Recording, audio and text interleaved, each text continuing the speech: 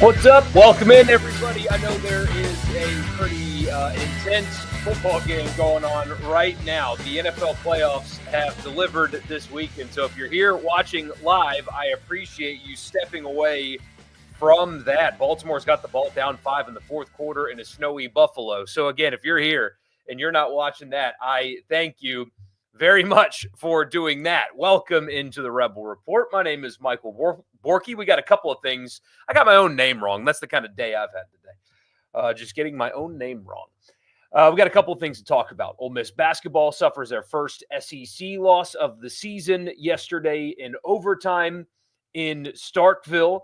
I recorded a post-game show for you, and for whatever reason, the software, it wasn't on my end. It was the upload software, and it wouldn't let me upload it. So it was all for naught. So we're going to talk about that game tonight. And also, Ole Miss adds another wide receiver via transfer portal. There are still some questions about position groups on this roster going into 2025. You know, with the spring portal window still having not happened. The offensive weapons are not a problem, especially after this edition. So we'll talk about both of those right here on this podcast. Please don't forget, by the way, to subscribe. If you are watching or listening on YouTube, whether it be right here with me or on Super Talks YouTube, don't forget to subscribe to the podcast. If you want the audio version, you should check that out. Just search Rebel Report wherever you get them and subscribe and leave a rating and a review. Follow me on social media. Just search my name. That's all you got to do. Follow me there. Like, subscribe, leave a comment, all that good stuff. And before we get into it, I want to tell you that this edition of the podcast is presented by the Gregory Law Firm. DJ Gregory, he's in Fulton, but he can take care of you anywhere in Mississippi for personal injury. If you've been personally injured, I know we've got Snowpocalypse 2025 coming this week, but if you have been personally injured, he will still take your phone call despite the weather. 662-397-9799 for personal injury.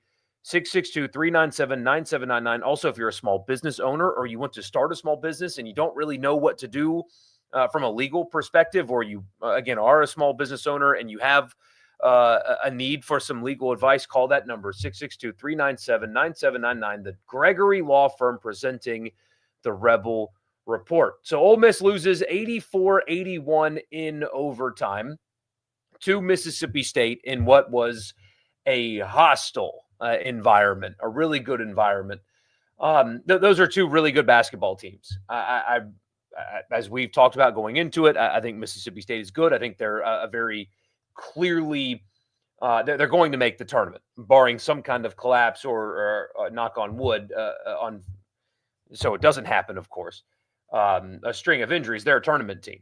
Ole Miss is the same thing. I think that was a heavyweight fight, if you will, punch, counter punch, especially in the second half, between two teams that are going to make the tournament. Two very good basketball teams played, and Ole Miss ended up falling short to Mississippi State. And there's two ways you can look at this game if you want to. There's the positive spin, and then there's the negative spin, and the truth probably being somewhere in the middle, as always.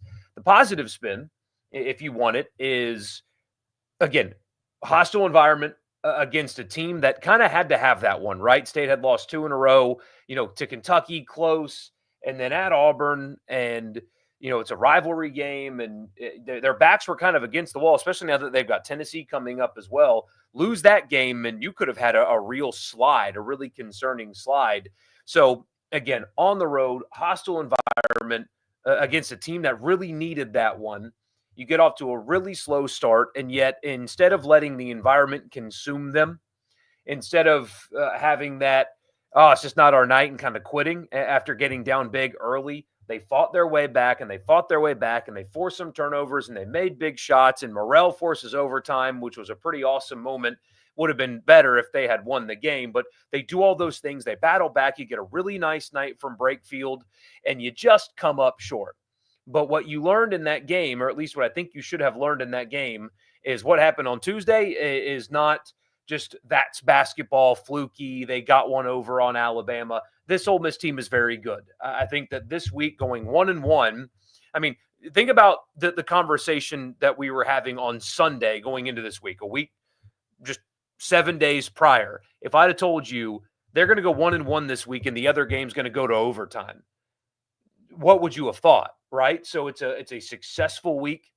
There is no football mentality here. You are going to lose games in basketball sometimes.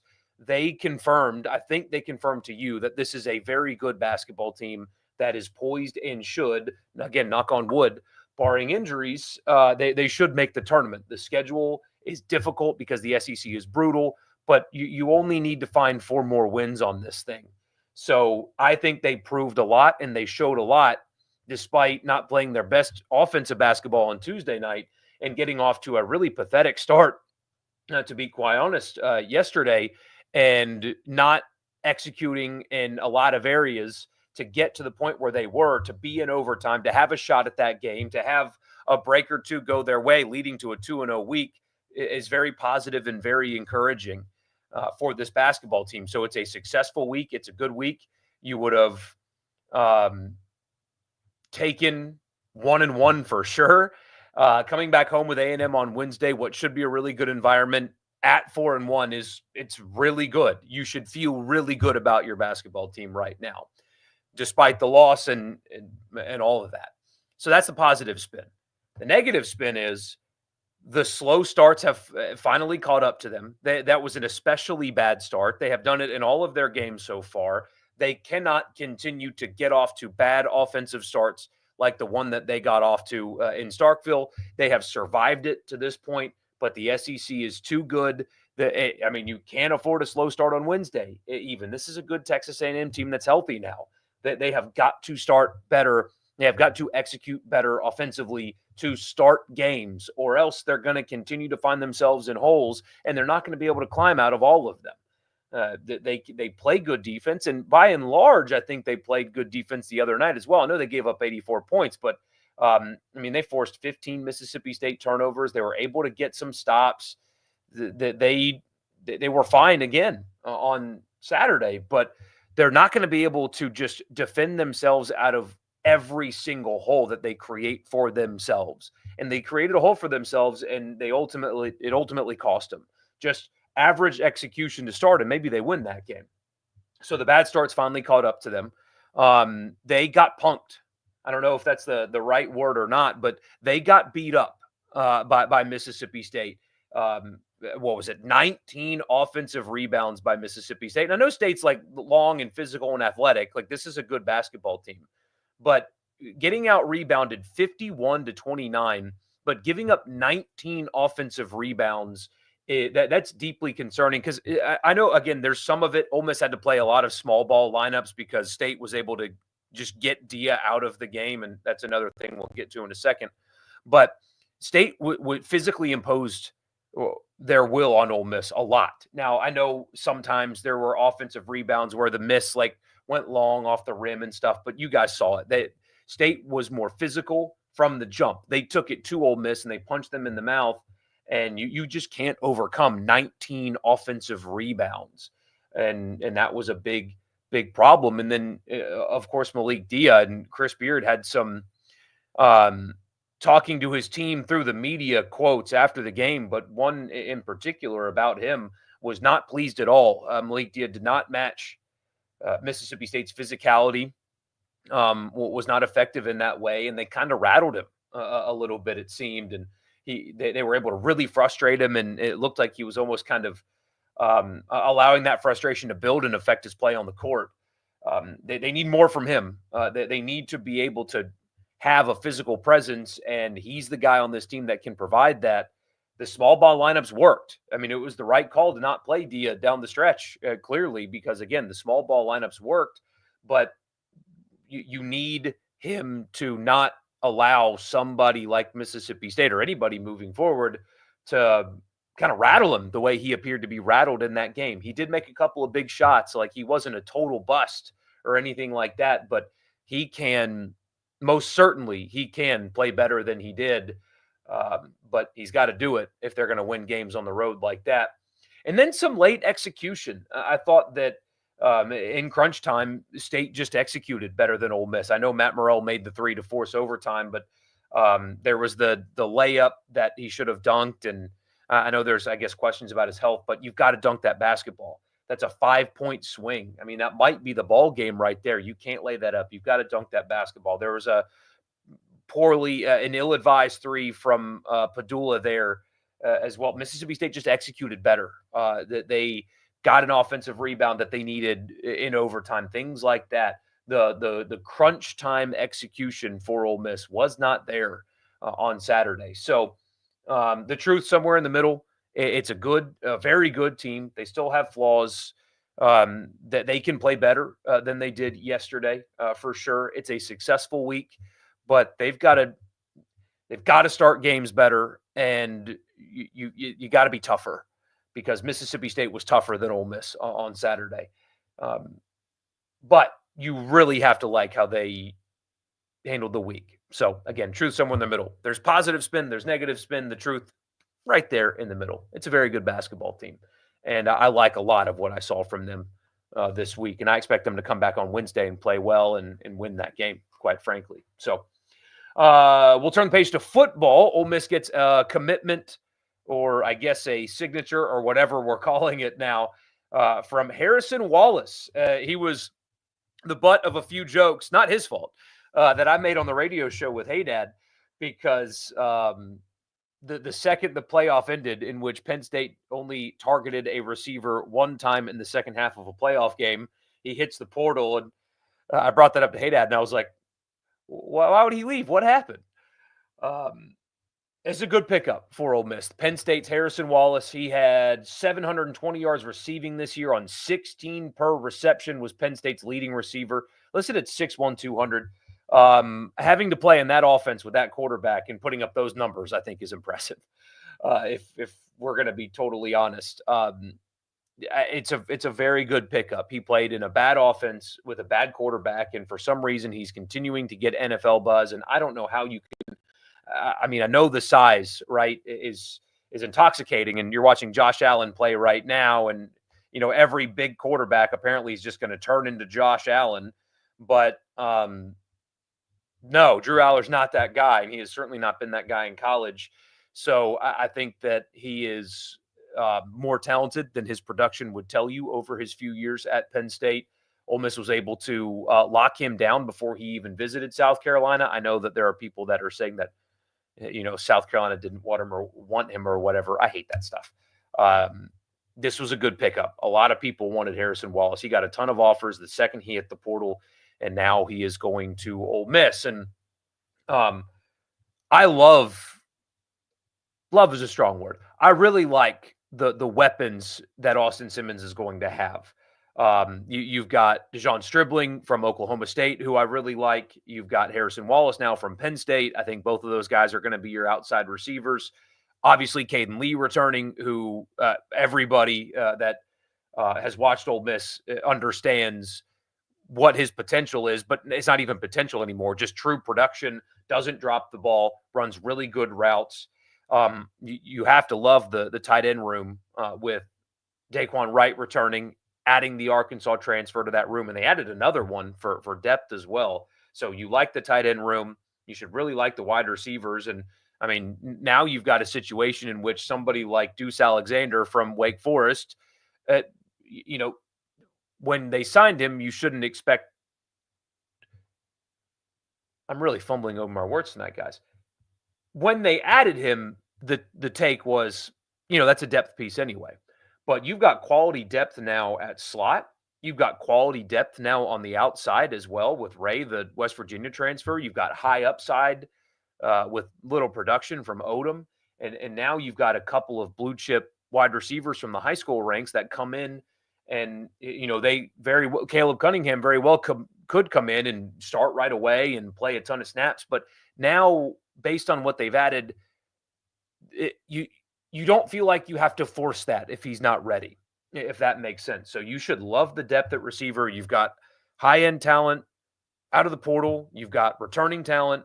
You've got experienced quality depth. You've got incoming talented high school players. It's a really nice receiver room paired with a tight end room. None of it matters if they don't get better on the offensive line. And as you guys know, if you listen to me every day, I'm very much in wait and see mode on that. I'm not going to tell you that they're going to be better on the offensive line because we'll just wait and see. The portal has not had a plethora of quality offensive linemen for them to add. I do think that they've got both of their tackles returning, so that should help. But none of what I just said matters unless they get better on the offensive line, and we won't know if they've gotten better on the offensive line until week 2 of this season. So you got to sit back and wait on that one. But you should like the weapons at wide receiver and tight end for sure. We'll get to your comments after I tell you the podcast is brought to you in part by Advantage Business Systems. Check them out online at absms.com. Advantage Business Systems has you covered for all of your office technology needs.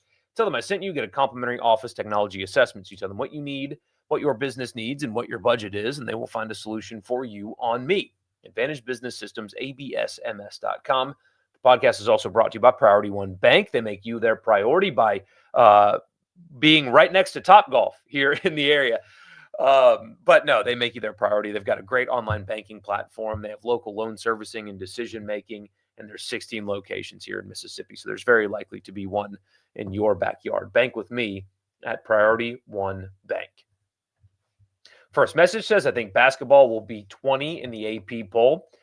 I mean, they should jump, right? I mean, the net jump. That tells you how, I don't want to say inconsequential a loss is, because they had a chance to win. They couldn't capitalize on those chances. They missed opportunities, played well late, so on and so forth.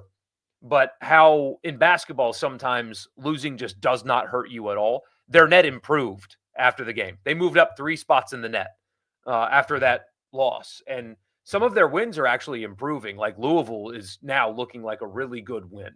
That Alabama win, guys, is going to carry so much weight. That is going to be like a big highlighted point on Ole Miss's resume come tournament time if they can continue to play like this, because that's a really good Alabama team. Going to Kentucky and beating them the way they did, man, that's a good team. So I know people like polls and rankings, but all that matters is net, and all that matters is the bracketology. And right now, the metrics really like Ole Miss.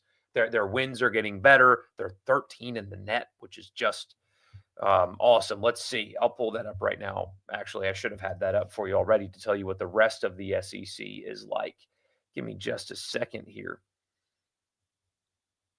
Auburn number 1, by the way. They'll be in Oxford on the 1st. So that's that'll be a massive, massive game on that Saturday. Just a massive game. Let's see here. I'm going to scroll down to the SEC. Please forgive me. All right. Auburn 1, Tennessee 4, Florida 5, Alabama 7 right now in the net. So Ole Miss has a road win at number 7 in the net. Just how big that is. Kentucky 12, Ole Miss 13, State 16. So Ole Miss, it's just amazing how the metrics work. Ole Miss moved up more spots than State did when State beat Ole Miss. The road home thing. Texas A&M is 20. In the net. So an opportunity for a quad 1 home win for Ole Miss on Wednesday night. Missouri 24. That's coming up on Saturday. Georgia 27. So you want Georgia to keep playing and keep winning and staying in that quad 1 zone for Ole Miss. Vanderbilt 37. Texas 40. They'll be in Oxford coming up here soon. Oklahoma 49. Arkansas 56. So they're hanging on at the moment. That still, despite their record, will be a good win for the metrics for Ole Miss. LSU at 69, South Carolina at 91. So again, the league is just absolutely nuts. But right now, I mentioned that win for Ole Miss over Louisville. Louisville right now is 29 in the net. So that is very comfortably in the quad 1 road win category for Ole Miss right now. So that win is really helping them right now. BYU's at 46. So that's a win that will look good as well, it being a neutral site. So they're in good shape. They're in really good shape right now. Good to see you, Jerry. You're going to get some snow down there in Pascagoula, man. So it's funny. The further south you go in Mississippi, the more snow we're going to get this time. So last week or 2 weeks ago, whenever it was, North Mississippi got snow and us down here didn't get any. Now, South Mississippi's getting snow. New Orleans is going to get like 5 inches of snow. And as you move north, it's less and less and less. But anyway, finally, the horrible starts come back to bite Ole Miss. Absolutely. Watching the Bills game too. Well, I've got the game tracker right now, and 8-point game with 3 minutes left, and Baltimore's driving. 19 degrees and snowing. What are we doing here right now? Why am I? We might cut this off early. I'm not joking because I kind of want to see the end of that game. Both flaws that Ole Miss has were exposed versus State. Offensive plays poorly in first half and got manhandled on the boards. Yeah, you could tell that Chris Beard was very displeased with Malik Dia, both during the game and then in comments after the game. Diaz got State threw a lot at him, and he didn't match that toughness. There was a lot more to that loss than just Malik Dia, of course. So I'm not just blaming him, but there was some displeasure there. Late Happy New Year. We actually debated on the show, Haydad and I did, about when you should stop wishing people Happy New Year. That was kind of fun. We have fun sometimes. Ole Miss did get exposed, but at the same time, they were impressive to me to force it to overtime and blew a couple opportunities to win the game. This is a really good team. I do think Ole Miss will win the second matchup in Oxford. Typically goes that way anyways. I wouldn't be surprised if it's the exact opposite of what happened last year. All right, the same thing that happened last year, but just flipping the teams. State really had to fight like hell to beat Ole Miss at home. Ole Miss really had to fight like hell to beat Mississippi State last year. They went on the road and got smoked. I kind of have a feeling the same thing's going to happen here. State had to fight like hell at home to beat Ole Miss. They're going to go to Oxford and get beat, just like Ole Miss did last year. But Brakefield is not being talked about much, but Brakefield is playing really good right now. Yes, he is. Yes, he is. I actually don't use TikTok. I've been told that I need to. Apparently, there's a lot of money to be made there producing content. I have not opened that box yet. There's only so much I can do in a day. Day job, which is the radio show, and then this podcast is also part of my day job. But day job, radio show, 5-year-old podcast. Adding another thing might just be a bridge too far. State fan here. If you watch that whole second half, Ole Miss loves to switch. Basically, in the second, Hubbard would screen for Matthews to get the switch, so Matthews could back down the smaller guy all second half. Yeah, and a product of that too was Ole Miss had to play the small ball lineup in the second half. They for big stretches of that game, they did not have any real size. I know Brakefield's tall, but he's not a big, right? Almost didn't have one. I mean, Brown Jones is coming back off from an injury, and at least last night, Dio was not playable. So, yeah, defensively, they do switch a lot because usually they can guard like 1 through 4, basically the same guy, but they had to go small, and that was what brought them back. But that was also kind of to their detriment as well. It was a pick your poison kind of situation there. Hubbard is still mostly a liability on the floor for State. He's having a severe sophomore slump. Yes. I mean, at this point, look, he was 2 of 13 from the field, had 10 points, made 5 of his 7 free throws. But, yeah, he is I don't know yet how to diagnose it or talk about it because, I do think he's an exceptionally good basketball player. But Mississippi State right now has significantly better scoring options. Or at least that to this point have been better scoring options. And he's taking a high volume of shots. And I mean, they're not all good shots. It's not like he's just missing quality looks. There's more to it than that. They've got to figure out a way to unlock him for sure. But anyway. Really good teams don't perform poorly offensively in the first half of 5 straight SEC games. I just disagree. I simply disagree. Really good teams are 4-1 with the 5 games that Ole Miss has played so far. Really good teams hold Alabama on their home floor to 64 points. Yes, like that's a flaw. It's certainly an issue. I'm not saying it's not, but you can have a flaw and still be a really good team. Both teams in the national championship game in football are flawed, but they're still really good teams, elite teams even. Ole Miss is a really good team. They have a flaw. They don't start well offensively, but you can't just dismiss everything else they do well because they have a flaw. It's college basketball.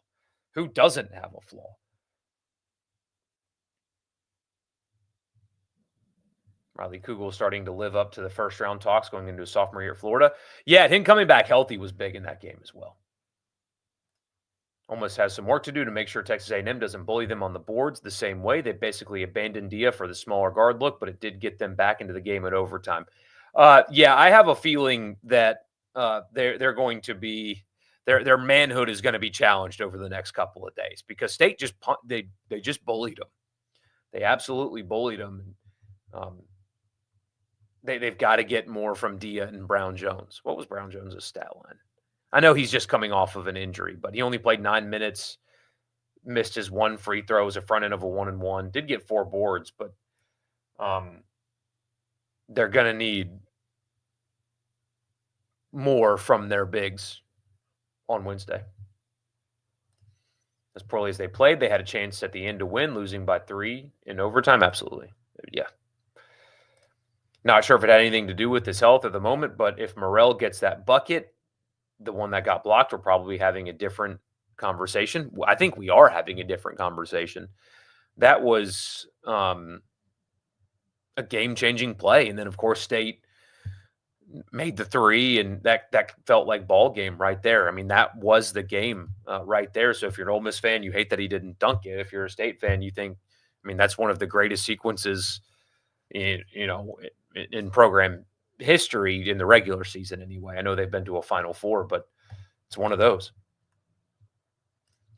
Told the chat group you're in that they didn't have to win last night in terms of the tournament prospects. It was a cake game. Nice to have it, but not a have to have. Terrible first half, doomed it. It's exactly what it is. It's, they had chances. I know that Chris Beard was kicking himself after the game just about the missed opportunities that they had and stuff like that, but they're still in fine shape.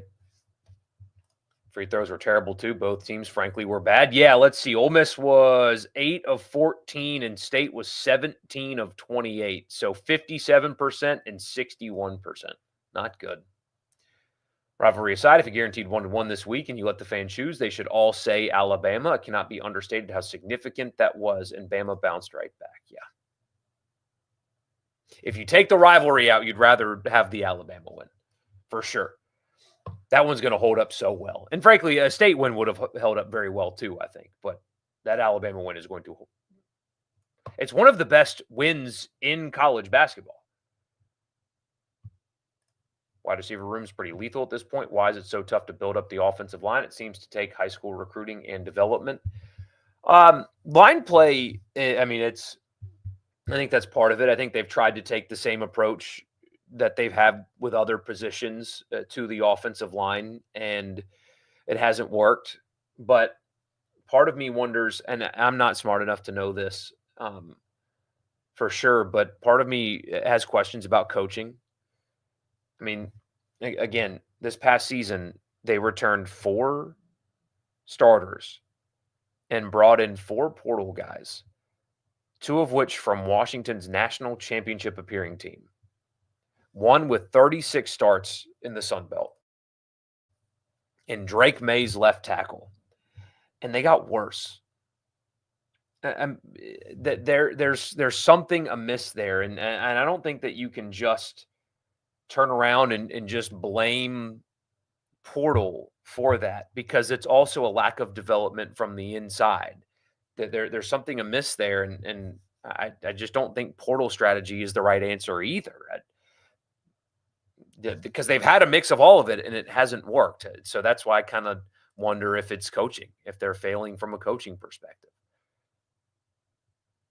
After looking into it, you like to pick up at wide receiver, 46 catches for 720 with a bum like Drew Haller at quarterback's impressive.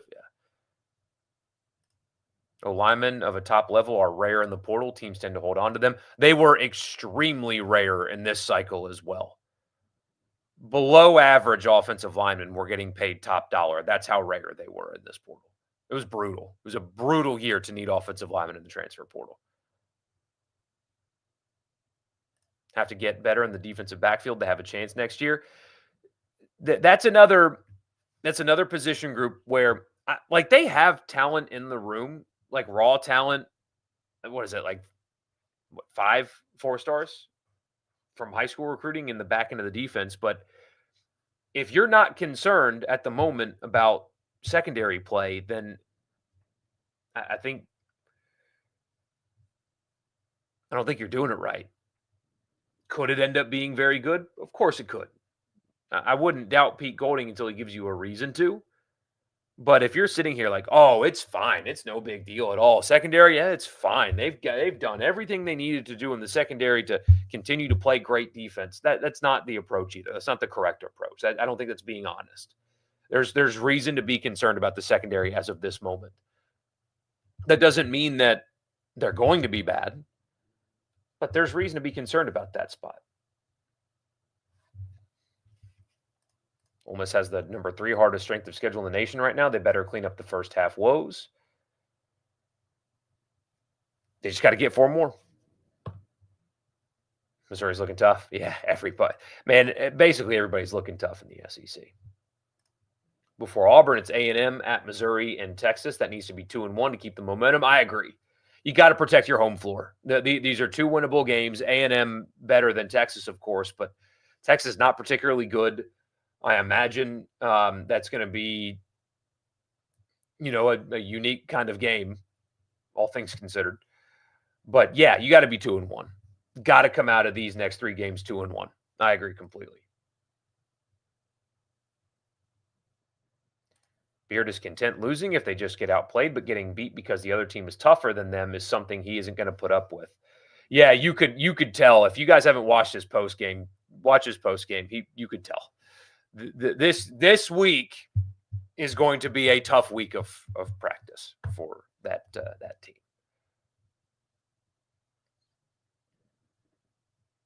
The SEC is tough as nails this year, and this team is a defensive team. They're not the Kentucky or Florida that's going to score in the 90s. No, that won't happen much. Going to give them a mulligan to work on the rebounding issue because it wasn't like this the previous 4 games. That is absolutely true.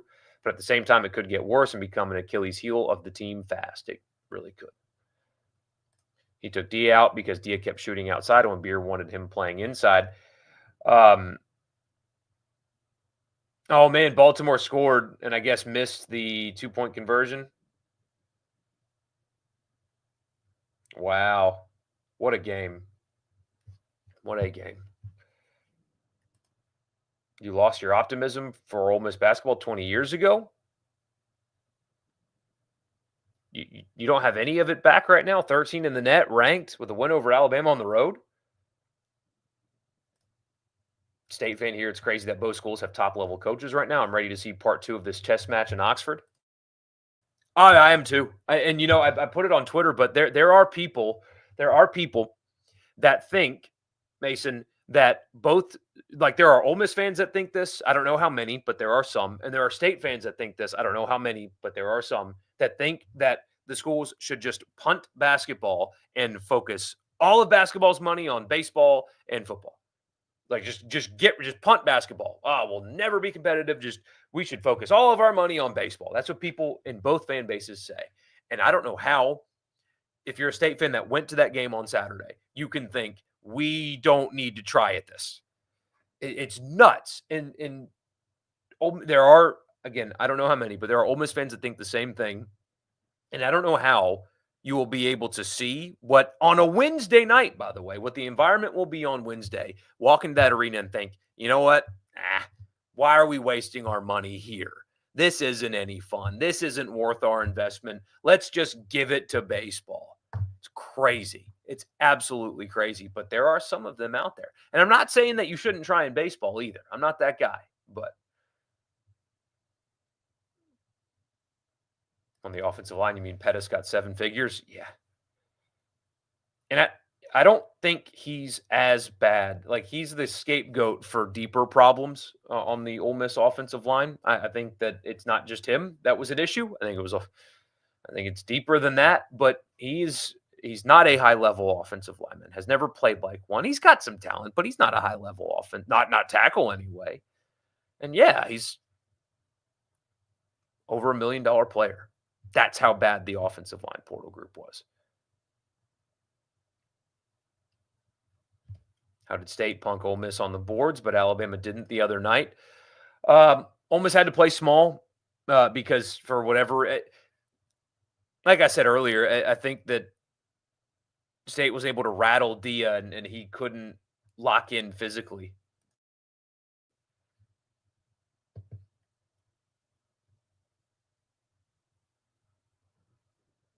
Oh, he dropped it? It was an open pass, but he dropped it? Oh, man, I'm so bummed that I'm not watching that.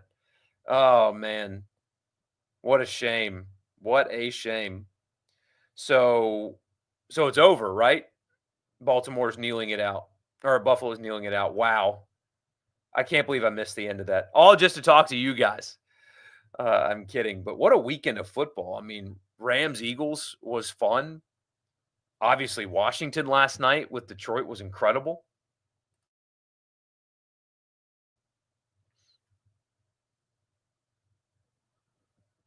Let's see. Reading State and Ole Miss message boards, they are saying Beard was coaching circles around Jans yesterday. Um, I don't know if coaching circles is the phrase that I would use, but like I know Hunter, you're a State fan. I think that you should be happy. You won the game, right? But um, after that start, it having to go to overtime makes you fearful, or I think should make you fearful about the return trip to Oxford. Both of those things can be true at the same time. Happy about the win, epic game, all that stuff. You got to wonder what it's going to be like when you go to their place.